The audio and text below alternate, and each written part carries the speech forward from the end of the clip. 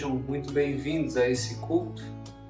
Quero saudar vocês e iniciar esse culto ao nosso Deus, o Deus que é Pai, Filho e Espírito Santo, com as palavras de Provérbios, capítulo 1, versículo 7.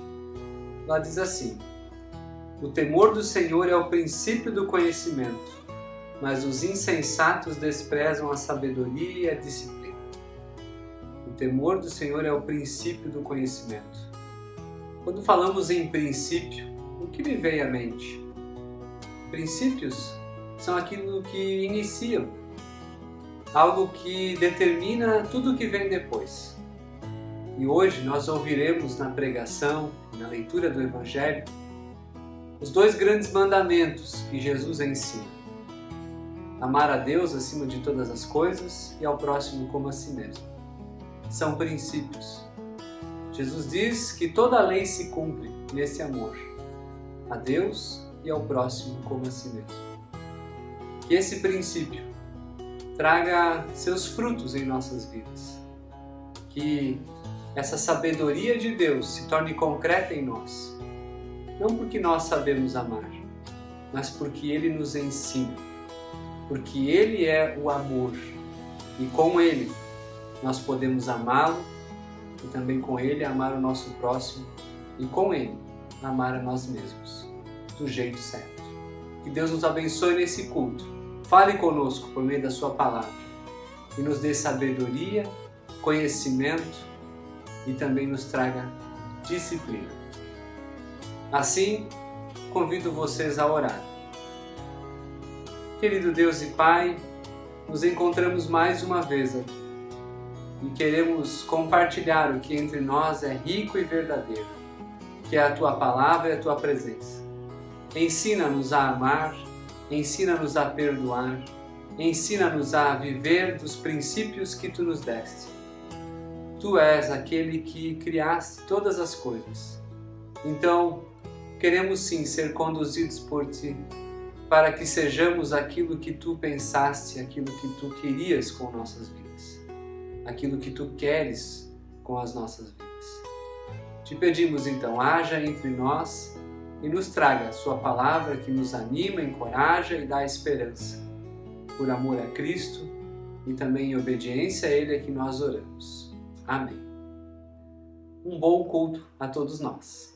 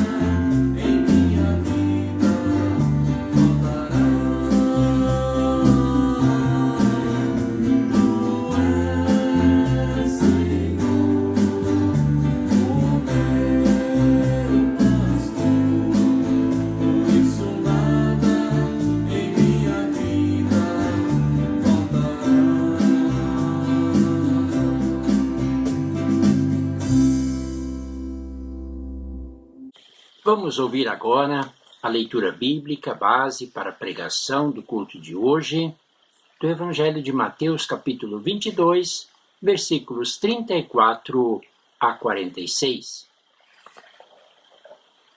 Ao ouvirem dizer que Jesus havia deixado os saduceus sem resposta, os fariseus se reuniram.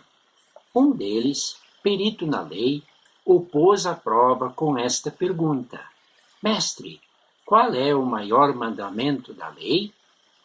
Respondeu Jesus: Ame o Senhor, o seu Deus, de todo o seu coração, de toda a sua alma e de todo o seu entendimento. Este é o primeiro e maior mandamento. O segundo é semelhante a ele: ame o seu próximo como a si mesmo. Desses dois mandamentos dependem toda a lei e os profetas. Estando os fariseus reunidos, Jesus lhes perguntou: O que vocês pensam a respeito do Cristo? De quem ele é filho? É filho de Davi, responderam eles. Ele lhes disse: Então, como é que Davi, falando pelo Espírito, o chama Senhor? Pois ele afirma: O Senhor disse ao meu Senhor: Senta-te à minha direita, até que eu ponha os teus inimigos debaixo de teus pés. Se, pois, Davi o chama Senhor, como pode ser ele seu filho? E ninguém conseguia responder-lhe uma palavra. E daquele dia em diante, ninguém jamais se atreveu a lhe fazer perguntas. Olá, vamos ouvir agora o que Deus tem a nos dizer um pouco mais sobre esse texto de Mateus, capítulo 22, que foi lido agora. Gostaria de propor de maneira inicial uma reflexão para cada um de vocês. Prestem atenção na palavra amor.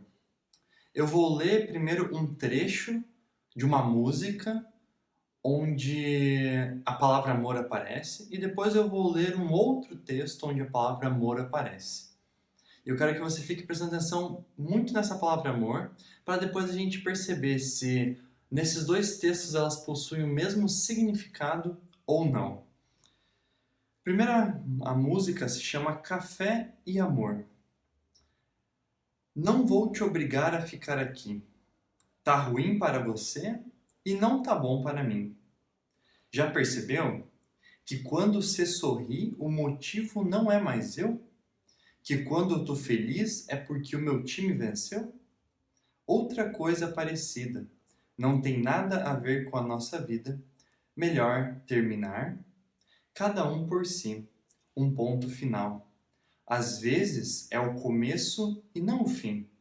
Melhor terminar. Não tem mais arrepio. Café e amor são duas coisas que não servem frio.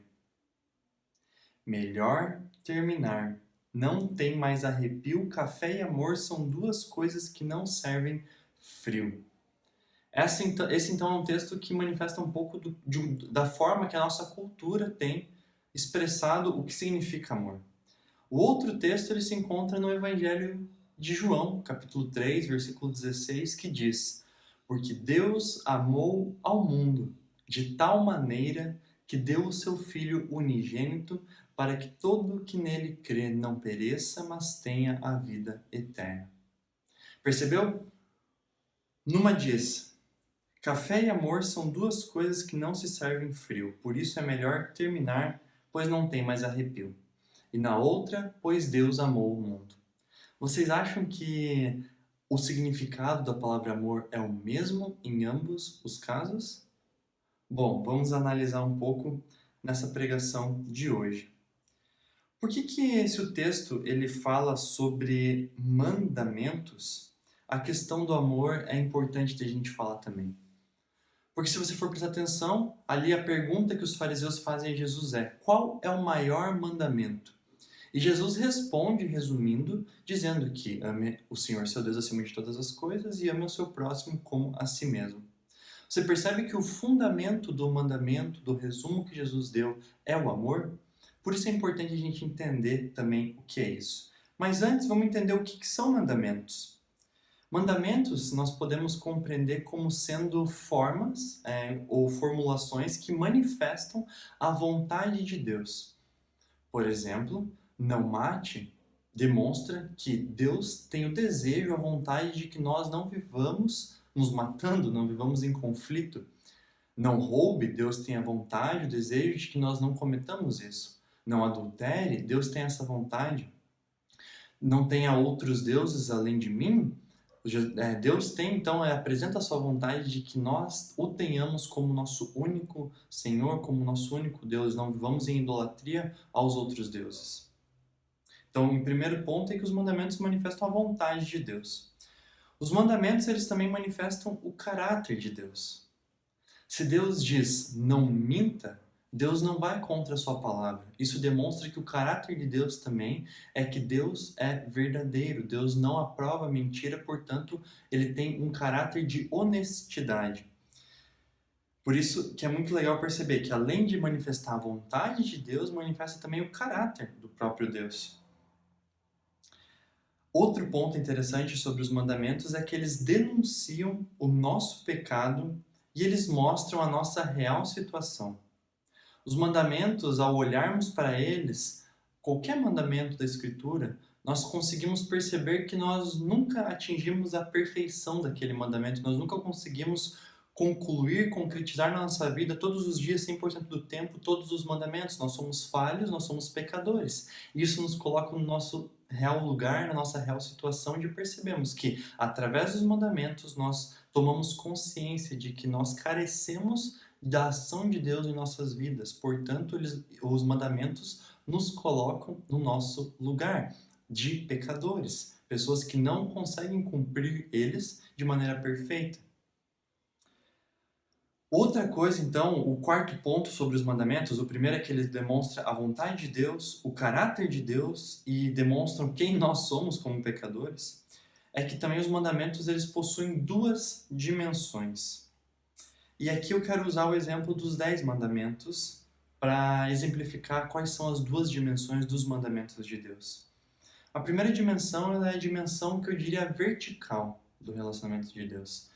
E essa dimensão ela se refere ao nosso relacionamento com Deus. Se você for pensar nos 10 mandamentos, e agora tente se lembrar aí do seu ensino confirmatório, do mandamento 1 até o 3, se refere ao nosso relacionamento direto com Deus. Ou seja, se refere a uma questão vertical do mandamento. Eu e Deus. Mas vocês consideram ou acham fácil cumprir esses mandamentos, os mandamentos que se referem a mim e a Deus? A minha relação com Deus? Com certeza não são fáceis de se cumprir.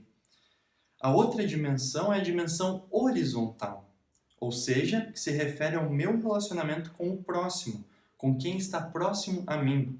E aí nós podemos, usando a figura dos 10 mandamentos, pensar do mandamento 4 até o 10. Honre seu pai e sua mãe, não matar, não roubar, etc. Todos esses últimos 7 mandamentos, eles se referem então ao meu relacionamento com o próximo. E, novamente, eles não são fáceis de serem cumpridos. Nenhum deles são fáceis de serem cumpridos porque todos nós somos pecadores. Jesus, então, ele resume todos os mandamentos. Se a gente for perceber o texto lá, ele pergunta qual é o mais importante. Jesus, ele resume, ele dá então e mostra qual é, de fato, o mandamento mais importante.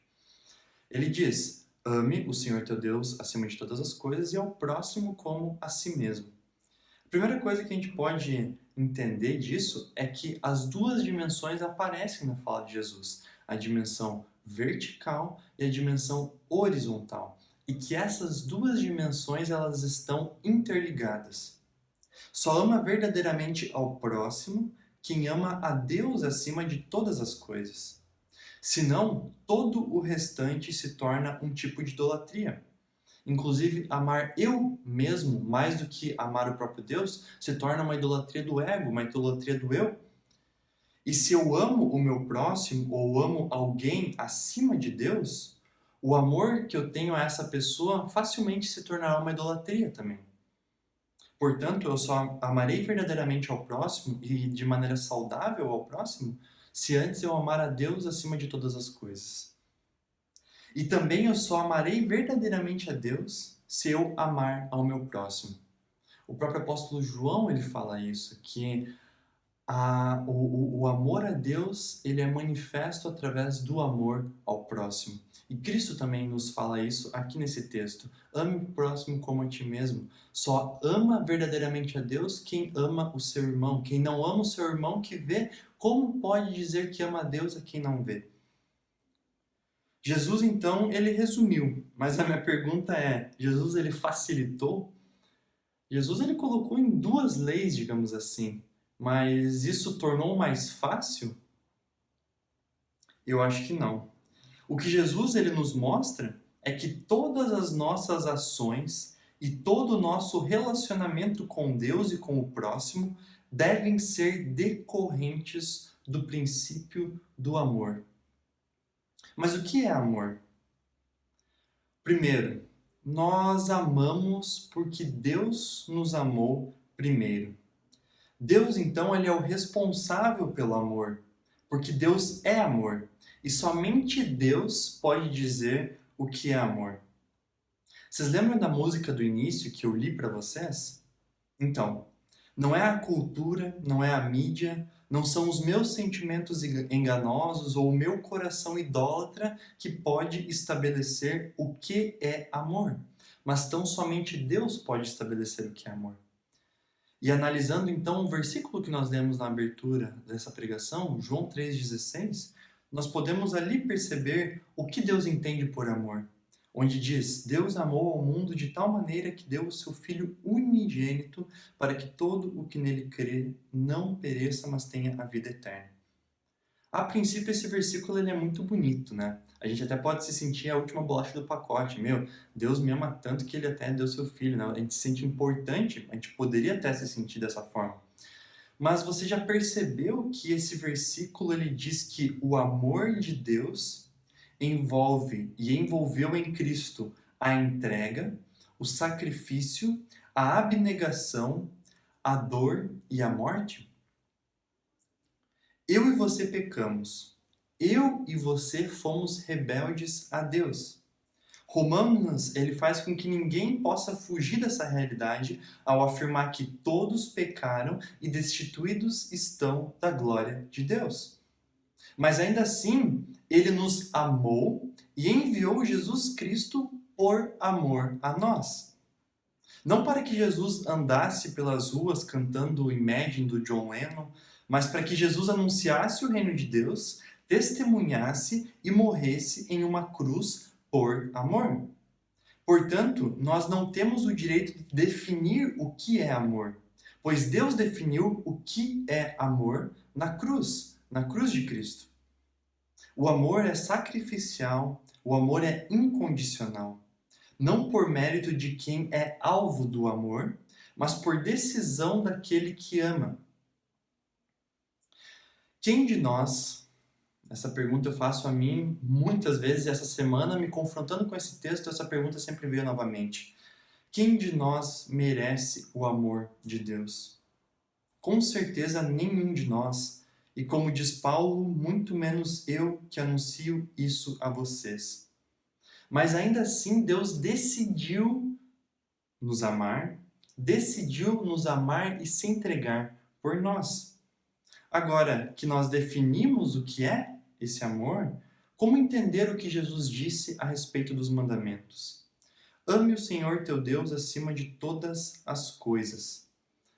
Deus aqui está se referindo a um amor de entrega a Ele, de entrega total e completa a Ele. Se nós formos levar a exemplo do amor que Ele manifesta através de Cristo na cruz, amar a Deus acima de todas as coisas é se entregar a Ele acima de todas as coisas, é estar disposto a se sacrificar por Ele, é considerar a Deus e o nosso relacionamento com Ele mais valioso do que a nossa própria vida.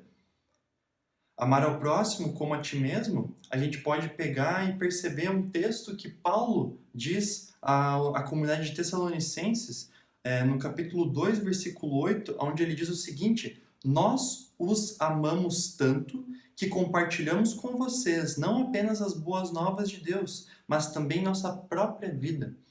Amar ao próximo como a si mesmo é compartilhar ao próximo a nossa própria vida, é colocar nossa vida à disposição do próximo. O versículo final de Mateus, desse texto que nós lemos, nós vamos pegar o 41 e o 46 do capítulo 22. Eles mostram uma coisa muito interessante. Ali fala sobre o questionamento, né? Tá, Jesus é filho de Davi? Não é? Descendente de Davi? Não é? O que isso significa? Fica, né, um pouco talvez confuso essa parte. E ali nesse texto, nessa parte, é mostrado uma característica de Jesus muito forte. Jesus ele foi uma pessoa que demonstrou entrega. Jesus ele demonstrou humildade. Jesus ele demonstrou serviço e Jesus demonstrou sacrifício. Talvez essas não sejam as primeiras características que vêm à nossa cabeça quando nós pensamos em um rei. Ainda mais nos tempos de Jesus. Os fariseus, ali com quem Jesus está dialogando, eles esperavam que o Cristo, o ungido, o Messias de Israel, fosse um rei com poder e força política. Um rei forte que dominasse. Não um Jesus Cristo fraco, nascido entre animais, em uma manjedoura, servo de todos, que lavou os pés dos seus discípulos e que foi morto em uma cruz, como símbolo de uma morte vergonhosa. Cristo na cruz teve uma morte vergonhosa. Mas Jesus Cristo mostra então aos fariseus de que ele não estava ali para suprir as expectativas messiânicas de um novo rei, de uma descendência de Davi com poder e majestade. Jesus, embora da descendência de Davi, como o próprio Evangelho vai nos mostrar, ele mostra também que ele não veio ao mundo para cumprir com as nossas expectativas, mas ele veio decidido, portanto, a cumprir com a vontade do Pai. Abriu mão da sua glória, se humilhou, serviu e se sacrificou, por amor, justamente a mim e a você. Nós somos todos culpados pelo que aconteceu com Jesus Cristo, mas também todos nós somos alvos do seu amor. Por isso, sintam-se confrontados pela palavra de Deus hoje e arrependam-se. Pois não há um justo sequer, mas também não há um pecador que Jesus Cristo não possa perdoar e o envolver em seu amor. Que isso nos leve a uma entrega total a Ele, o amando acima de todas as coisas.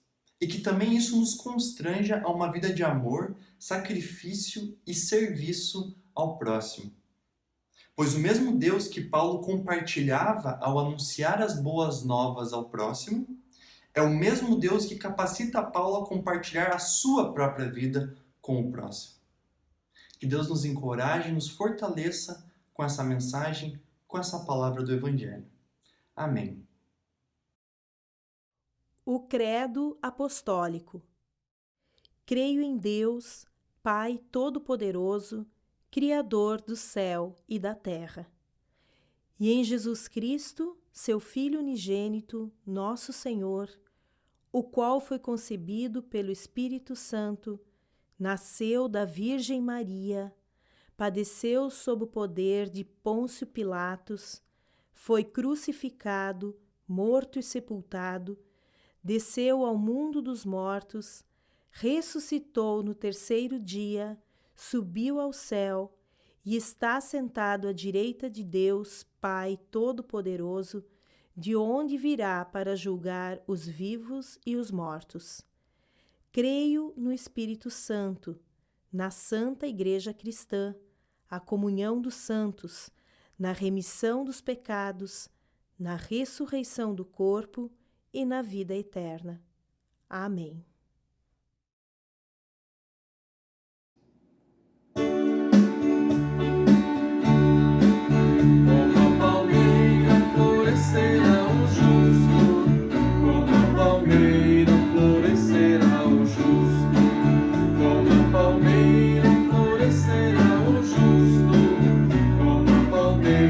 Florescerá o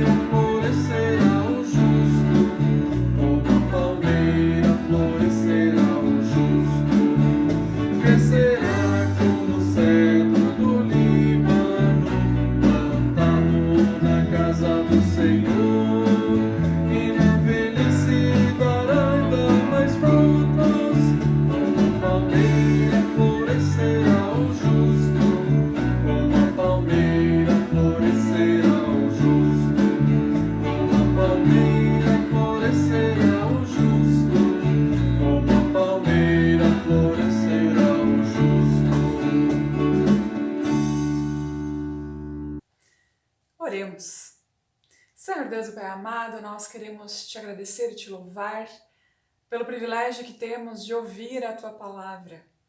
Obrigada, Senhor, porque ela vem ao nosso encontro e obrigada porque ela sempre de novo nos desafia, nos inspira e que exista em nós a disposição de colocar em prática, de viver de acordo com aquilo que nós aprendemos.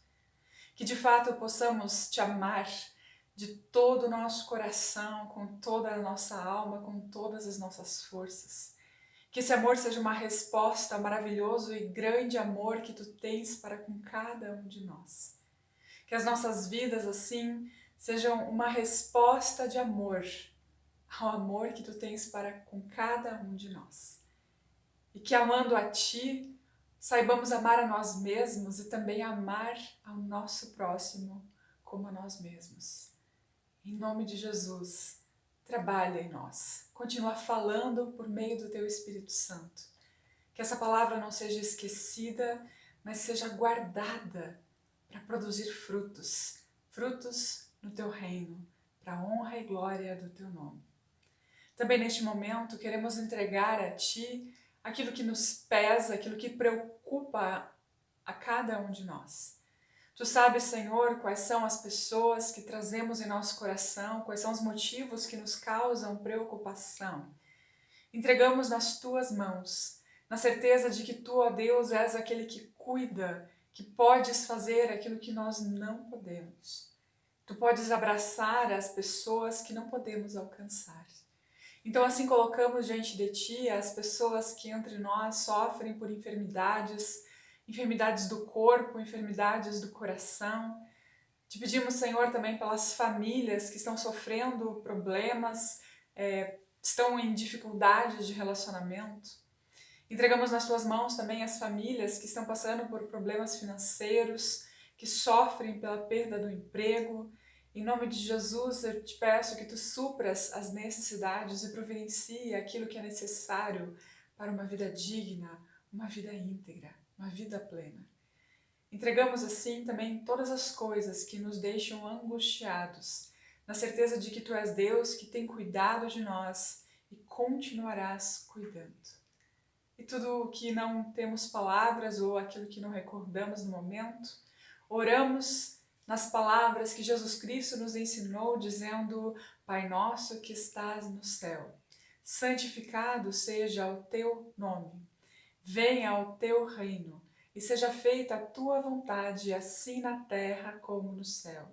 O pão nosso de cada dia nos dá hoje e perdoa-nos as nossas dívidas, assim como nós também perdoamos aos nossos devedores. E não nos deixes cair em tentação, mas livra-nos do mal, pois Teu é o reino, o poder e a glória para sempre. Amém. Recebam agora a bênção de Deus. Que o Senhor Deus te abençoe e te guarde, que Ele faça resplandecer o seu rosto sobre ti e tenha misericórdia de ti. Que sobre ti o Senhor levante a sua face e te preencha e te envolva completamente com a sua paz. Amém. Vão em paz, sirvamos ao Senhor com alegria.